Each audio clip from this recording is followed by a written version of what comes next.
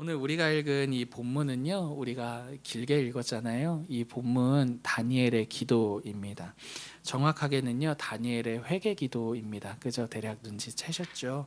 이 기도를 살펴보면서 오늘 우리도 무엇을 기도해야 할지, 마침 기도문 아닙니까? 그러니까 이 기도를 살펴보면서 오늘 수요밤 기도 모임 때 무엇을 우리가 함께 기도해야 할지를 함께 한번 생각해 볼 수 있었으면 좋겠습니다. 먼저 이 기도의 배경이 1절에 이와 같이 등장하는데 제가 읽어드릴게요.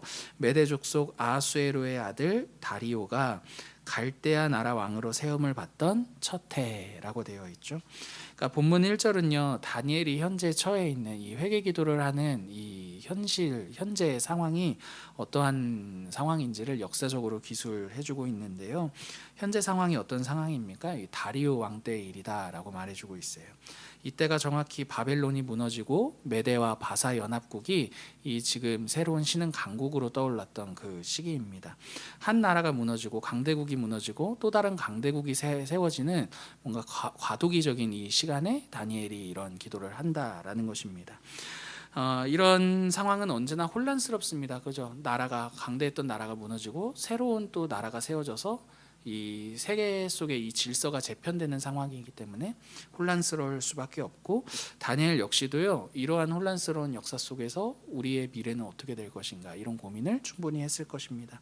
실제로 포로로 끌려온 지 꽤 오랜 시간이 지났거든요. 한 70년 좀 못되게 이제 상황이 흘렀는데, 청년이었던 다니엘도 이제는 노년의 시기가 되었습니다. 때문에 자신의 미래라든지 또 이 이스라엘의 미래는 어떻게 될 것인가, 이 지점에서 이런 고민을 했다라는 것을 생각해 볼 수 있는 게 이 당시 1절을 통해 우리가 생각해 볼 수 있는 역사적인 배경을 통한 다니엘의 현실이었다라는 거죠.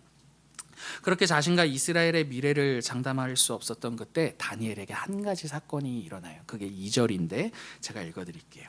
곧 그 통치 원년에 나 다니엘이 책을 통해 여호와께서 말씀으로 선지자 예레미야에게 알려주신 그 연수를 깨달았나니 곧 예루살렘의 황폐함이 70년 만에 그치리라 하신 것이니라. 그러니까 혼란스러운 중에 다니엘이 선지자의 글을 읽었다라고 되어 있어요. 그러니까 성경을 읽었다라는 거죠.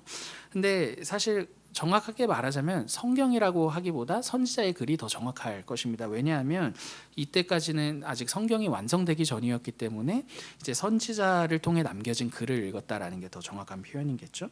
어찌됐든 다니엘은 혼란스러운 가운데 성경 읽습니다. 그죠? 선지자의 이 글을 읽으면서요, 하나님께서 자신들에게 하실 일들이 무엇인지를 발견하고 이를 묵상하게 됩니다. 물론 혼란스러울 때 이 성경을 읽었던 것만은 아닐 거예요. 분명 다니엘이었으면 꾸준히 읽어오던 중에 이 상황에서 이러한 일들을 겪게 되었다라는 것을 상상해 볼 수 있겠죠. 어찌되었든 여러분, 그러던 가운데 예레미야 선지자의 이 글을 통해 한 가지를 발견하게 됩니다. 하나님께서요, 이스라엘의 이 포로 기간의 연수를 이미 예레미야를 통해 말씀하셨다라는 것이죠. 예레미야서를 보면 두 군데 이 관련된 말씀이 등장해요. 그 중에 한 군데의 말씀을 제가 읽어드릴게요. 예레미야 29장 10절인데요. 들어보세요. 여호와께서 이와 같이 말씀하시니라. 바벨론에서 70년이 차면 내가 너희를 돌보고 나의 선한 말을 너희에게 성취하여 너희를 이곳으로 돌아오게 하리라. 그러니까 예레미야는 사실 다니엘보다 한 세대 이전의 사람이거든요. 그러니까 대략 한 3, 40년가량 둘의 차이가 나는데요. 학자들은요, 그러니까 예레미야가 썼던 이 당시 이 글이 한 다니엘로부터 한 6, 70년 전에 이제 쓰인 글이다라고 이제 생각을 하는데, 어찌되었든 다니엘이 그 정리된 선지자의 글을 통해서 한 가지를 발견하게 되었다라는 것입니다.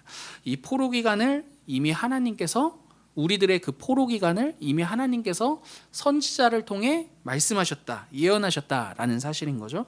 그리고 이 사실을 깨닫고 기도를 하는 게 오늘 우리가 읽은 이 본문의 내용이 되는 것이죠. 여러분, 여기까지 오늘 본문의 내용을 통해서 우리가 함께 생각할 수 있는 것 두 가지 정도를 좀 생각해 보고자 하는데요. 여러분, 먼저 첫 번째로는요, 기도와 말씀의 상관관계, 입니다. 여러분, 기도는요 항상 말씀을 재료 삼아 타오른다는 거 기억하시기를 바랍니다.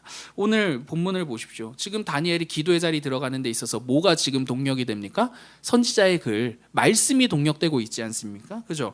여러분, 말씀이 없이는 기도를 할 수 없다라는 거예요. 여러분, 이게 무슨 말이냐 하냐면, 아니 뭐 기도하는 거 하면 되지, 그거 뭐 말씀이 꼭 있어야 돼? 물론 이렇게 생각할 수 있지만, 여러분, 바른 말씀이 이렇게 계속해서 들어가지 않고서는 우리의 기도는 쉽게 꺼지거나 또는 우리의 욕망을 구하는 다른 곁길로 갈 수 있는 그런 기도가 될 수 있다라는 거죠.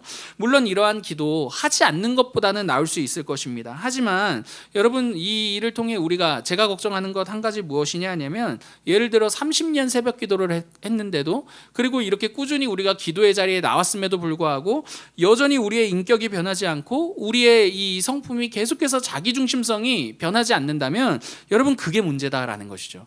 여러분, 왜 말씀을 장작 삼아, 왜 말씀을 따라 기도해야 합니까? 여러분, 그렇게 말씀이 동력이 되어 기도의 자리에 서게 됐을 때 우리는 이걸 내려놓을 수 있다는 거예요. 뭐요? 자기중심성 말이죠. 왜요? 말씀은 하나님 중심이니까. 여러분, 그 하나님 중심의 이 말씀이 우리로 하여금 기도의 자리에 세우고 그 말씀 가지고 기도하는 그 자리에서 여러분, 치열하게 우리의 자기중심성이 내려지고 우리의 인생 가운데 하나님 중심이 회복되는 역사가 이 기도와 말씀의 상관관계 가운데 이루어진다라는 것이죠.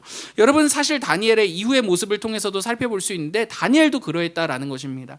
그러므로 사랑하는 성도 여러분, 언제나 기도의 자리에 나갈 때 여러분, 이 말씀이 우리 안에 충분히 있는지 충만한지를 좀 같이 점검해 볼 수 있었으면 좋겠습니다. 여러분, 말씀드리고 싶은 건 말씀을 읽고 그 말씀으로 기도할 수 있었으면 좋겠어요. 그 말씀을 재료 삼아서 기도할 수 있었으면 좋겠다라는 겁니다. 여러분, 기도에 제일 필요한 것 화려한 어구 아닙니다. 기도에 관한 열정 아닙니다. 방언할 수 있느냐 없느냐 그거 아닙니다. 무엇입니까? 기도에 제일 필요한 것 말씀이다 라는 것이죠. 여러분, 이렇게 말씀이 기도에 불을 지핀다면 기도를 통해서 다시금 말씀으로 들어가야 합니다. 이게 기도와 말씀 간의 상관관계라는 거예요.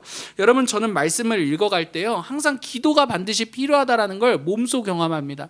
말씀을 준비할 때나 말씀을 읽어갈 때 막 깨달아지지 않는 때가 있어요. 그죠? 그때 기도의 자리에서 깨달아진 경험들이 몇 차례 있기 때문입니다.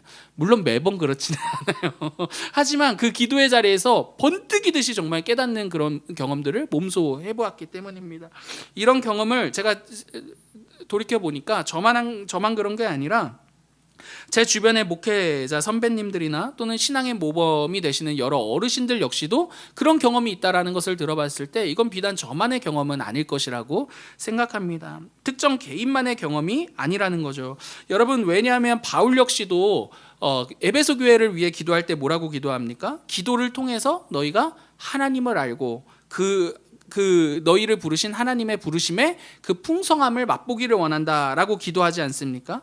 그러니까 무슨 말입니까? 기도를 통해 하나님을 알고 하나님의 말씀을 깨닫는다라는 거죠. 그리고 그 말씀은 다시금 우리로 하여금 기도의 자리에 세우게 한다라는 것입니다.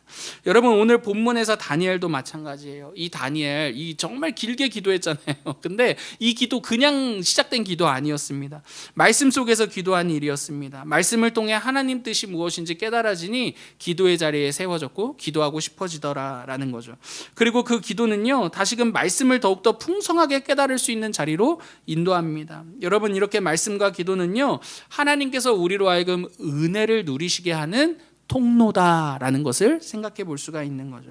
사랑하는 여러분, 우리 교회가 새해가 되어서요 신약을 계속해서 이제 첫 번째로 읽었고 앞으로도 계속해서 읽게 될 것입니다. 힘드셨죠? 힘드셨을 것 같은데 어찌되었든 여러분, 이 일은요 단순히 오디오 성경을 우리가 듣고 읽는다 이 차원보다도요 저는 더 큰 의미가 있다라고 생각합니다. 여러분, 그 과정을 통해 하나님, 제가 하나님의 말씀 앞에 서겠습니다 라는 그 경험이 정말 첫 번째로 중요한 것 같고, 그리고 그 말씀 앞에 섰을 때 이 상황 속에서 그럼에도 불구하고 제가 들어야 할 것들 듣게 해주시고, 보아야 할 말씀들 보게 하여 주옵시고, 깨닫게 할 말씀들 깨닫게 해달라. 여러분, 이게 우리가 그 말씀 앞에 섰을 때 우리의 어떤 고백이 되어야 한다라는 거죠. 여러분, 그리고 뿐만 아니라 그렇게 보이고 듣고 깨달아진 그 말씀을 가지고 기도의 자리로 더 나아갈 수 있었으면 좋겠습니다. 여러분, 새해 이 말씀 통독을 통해서요 우리에게 말씀해 주시고자 하는 말씀 듣고, 보게 하시고자 하는 말씀 보고, 하시고 깨닫게 하시고자 하는 말씀 깨달음으로써 여러분 우리의 기도의 자리가 더 풍성해지고 그 기도의 자리를 통해 다시금 오늘 우리가 새해 읽어가는 이 말씀의 이 자리가 더욱더 풍성해질 수 있는 그런 일들이 있었으면 좋겠습니다.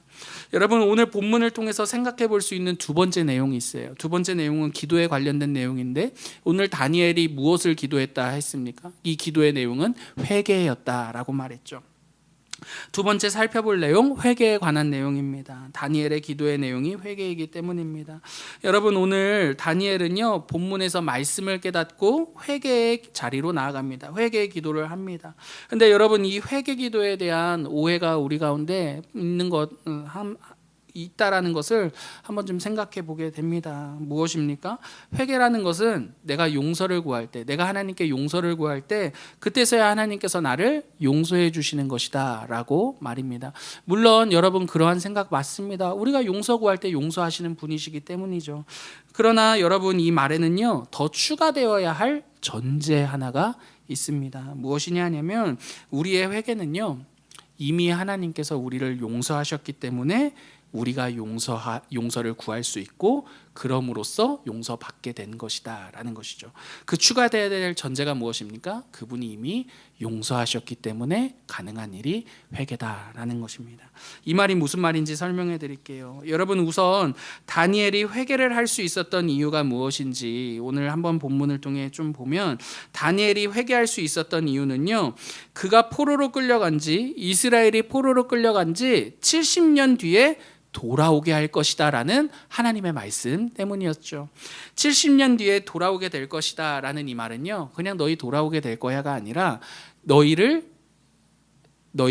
하나님께서 용서하시겠다라는 말의 의미가 됩니다. 왜냐하면 그들이 포로로 끌려간 이유는 무엇입니까? 죄 때문이었거든요. 근데 그 포로로 끌려간 데로부터 본국으로 돌아온다, 약속의 땅으로 돌아온다라는 것은 하나님께서 그들의 죄를 용서했기 때문에 일어난 결과로 받아들이게 되는 내용이기 때문입니다. 여러분 정리하면 다니엘은요 포로 기간의 끝이 있다라는 이 예레미야서의 말씀을 통해서 하나님의 용서의 확신을 갖게 되었다라는 것이죠. 그래서 그는요 용서의 확신을 따라 용서를 구합니다. 우리의 죄를 용서해 달라고 말입니다. 그리고 그는 용서하시는 하나님에 대해 확신을 가지고 회개합니다. 우리의 불의함에도 불구하고 우리에게 긍휼을 베푸시는 하나님을 의지함으로써 우리가 우리의 죄를 회개한다라고 말이죠. 그래서 8절과 9절을 보시면 다니엘이 이렇게 고백해요. 8절 후반절부터 보세요. 우리가 주께 범죄하였음이니이다마는 9절 주 우리 하나님께는 긍휼과 용서하심이 있사오니. 이게 무슨 말입니까? 다니엘이 이렇게 말하는 거예요. 들어보세요. 하나님 우리가 당신께 범죄했어요. 그러나 저는 하나님께서 우리를 포로로부터 귀환하게 하실 것이다 라는 그 예레미야 선지자의 글을 통해 그 글을 기록하셨음을 보고 이미 우리를 용서하셨다라는 것을 깨닫게 되었습니다. 당신의 긍휼과 용서하심을 제가 알았습니다. 그래서 저는 당신 앞에서요 저와 우리의 모든 죄를 아뢰입니다. 제가 용서받을 수 있는 이유는 제가 용서를 구했기 때문이 아니라 당신이 용서하시는 하나님이시기 때문입니다. 여러분 이게 이 8절과 9절의 종합적인 내용을 풀어서 설명한 내용이 될 수 있다는 거죠. 여러분 이렇게 회개는요 내가 회개해서 용서받았어 여러분 이렇게 말할 수 있는 게 절대로 아닙니다. 만약에 회개를 이런 식으로 생각하게 되면요 죄를 지어놓고서도 나 회개했어 배째 여러분 이런 식의 태도를 갖게 되는 것이죠. 하지만 하나님께서 우리에게 베푸신 그 긍휼 안에서 우리의 회개가 가능하게 된 일이다라는 것을 직면하게 된다면 그 사실을 직면함으로써 우리 안에 일어나게 될 회개는요 그분의 긍휼 앞에서 저는 아무것도 아닙니다라는 그런 겸손함이 남는 거죠. 뻔뻔함이 아니라 겸손함이 남는 것입니다. 그런 회개는 나를 강화하는 것이 아니라 하나님의 긍휼만을 강화하게 됩니다. 그래서 여러분 진정한 회개는요 누군가에게 입힌 피해에 대해서요 내가 회개했어 나 회개했어 배째 여러분 이런 태도가 아니라요 도리어 정직하게 용서를 구할 수 있게 됩니다. 나는 하나님의 긍휼만이 필요한 사람입니다. 때문에 당신에게도 내가 입힌 피해에 대해 정직하게 직면하고 용서를 구합니다 라고 말이죠. 여러분 이렇게 회개를 제대로 이해하게 될 때 우리는 잘못했을 때만 회개하는 게 아니라요. 여러분 매일 회개하게 돼요. 왠지 아세요, 여러분? 회개라는 것은 우리를 매일같이 용납하시는 하나님의 품 안에 내 조건이 아닌 하나님이 채우신 그 조건에 의해 안기는 사건이기 때문입니다. 여러분 이 말이 이해가 되세요? 여러분 회개라는 것은요. 매일같이 용납하시는 그분의 품에 안기는 사건이거든요. 근데 그 용납하시는 그분의 품이 가능한 이유가 뭡니까? 내가 회개해서? 아니요. 그분이 용서하시는 하나님이니까. 여러분. 그래서 여러분 율법적인 회개는요. 우리로 하여금 하나님을 거북스럽고 불편한 존재로 만들어요. 회개하면 회개할수록. 왜요? 하나님은요 매일같이 내 잘못만 호시탐탐 노리시는 분 같거든요. 너 회개했냐? 이렇게 찾아 들어오시는 분 같거든요. 율법적인 회개일 때 그렇다라는 거예요. 그러나 여러분 복음적인 회개는요 우리로 하여금 회개하면 할수록 하나님을 더욱더 사랑하게 만드는 거죠. 왜 그렇습니까? 나의 조건 없음에도 불구하고 내가 그분께 용납받을 조건이 없음에도 불구하고 그분이 그럼에도 불구하고 여전히 사랑하시는 나를 사랑하시는 그분의 아름다움을 맛보는 자리가 바로 회개의 자리이기 때문인 거죠. 그래서 사랑하는 여러분, 저는요 우리의 회개가요 도리어 하나님의 아름다우심을 더욱더 맛볼 수 있는 자리라고 확신합니다. 왜냐하면 회개라는 것은 하나님께서 우리의 모든 빚을 탕감한 사건 위에 비로소 일어날 수 있는 일들이기 때문입니다. 사랑하는 성도 여러분, 하나님께서는요 우리를 빚진 자, 하나님 앞에서 빚진 마음으로 살게 하지 않기 위해서요 그 모든 빚을 청산하기로 하셨습니다. 물론 우리 편에서는 우리가 하나님께 진 빚이 뭐가 있어? 라고 물으실 수도 있을 것 같습니다. 하지만 여러분 여기서 하나님께 우리가 빚을 졌다라고 하는 것은요 하나님께 갚을 빚이 있다. 그러니까 너 나한테 빚진 거 있지 않냐? 여러분 이렇게 따지듯이 묻기 위한 그런 빚이 아니라 우리 스스로 우리의 삶을 이끌어 보겠다라는 어떤 짐과 같은 내용을 의미합니다. 하나님께서는 우리를 그렇게 만들지도 그렇게 짐을 진 존재로 스스로 짐을 지고 그 짐을 해결하는 존재로 살라고 말씀하신 적도 없으십니다. 언제나 나에게 기대고 언제든지 나와 함께할 수 있는 하나님과 함께할 수 있는 존재로 우리를 만드셨다라는 거죠.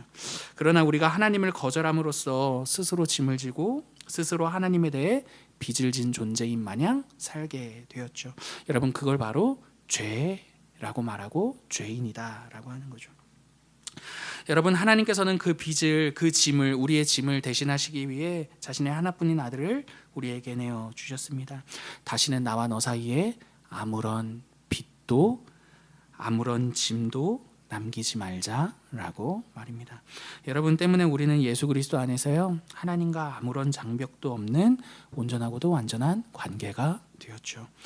그리고 아무런 장벽도 없는 그 관계 안에서요 우리는 담대하게 하나님의 가장 사랑스러운 아들로 딸로 그분의 자녀로 우리의 삶을 내어드릴 수 있게 되었습니다. 여러분 이게 바로 회개라는 것이죠.